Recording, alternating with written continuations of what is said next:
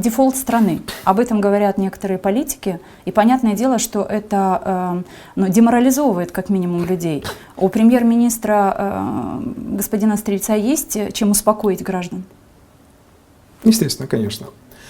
Дефолт это означает неспособность платить по внешним обязательствам и по внутренним обязательствам, которые исходят из государственных ценных бумаг. Нам не грозит ни одно, ни другое сейчас. Я не говорю, что ситуация финансовая, она цветущая, отличная, но у нас по доходам бюджет исполняется по итогам первого полугодия на уровне 94,5%. По расходам мы стараемся не тратить, то есть урезаем определенные расходы, к сожалению, те, которые идут на капитальные инвестиции, и выполняем бюджет на уровне 83%.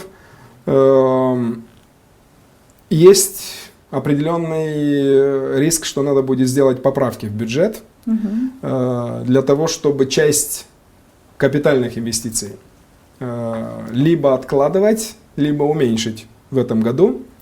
Из-за того, что отношения с нашими партнерами по развитию, Всемирный банк, Европейский Евросоюз в первую очередь, они зависят от возобновления отношений с Международным валютным фондом.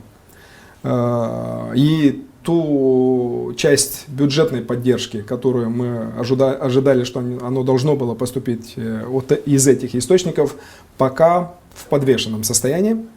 Мы достаточно быстро приняли некоторые меры для того, чтобы пригласить миссию МВФ сюда, для того, чтобы с проблемами банками не откладывать болезненные, но нужные решения. Мы вчера в этом плане приняли определенные решения, в конечном итоге убедили Нацбанк, что не стоит с этим тянуть.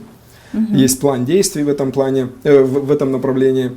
И мы надеемся, что это послужит хорошей предпосылкой для того, чтобы МВФ был открыт к диалогу, и чтобы наши партнеры разморозили свою финансовую бюджетную помощь. И тогда, то есть о дефолте речи быть не может. То есть, мы говорим о полном выполнении бюджета в той части капитальных инвестиций. То есть людей интересует задержка пенсий, задержка выплат. То есть это не будет. То есть этого не будет. Все публичные выплаты, пенсионные зарплаты в публичном секторе выполняются минута в минуту, то есть без никаких задержек, и будут выполняться в этом бюджетном году так, как было предусмотрено. В частном секторе есть определенные опоздания. В некоторых ситуациях, когда не все предприятия выплачивают вовремя зарплату, но это как бы проблемы частного сектора, которые нас тоже волнует в особо серьезных случаях, таких как Молдавская железная дорога, где задержка зарплат уже превышала определенные лимиты. Мы вопрос даже обсудили с руководителем отрасли, и там, я думаю, что в ближайшее время будут найдены решения. Но социальные выплаты, зарплаты в публичном секторе, они будут выплачиваться без опозданий. Ясно.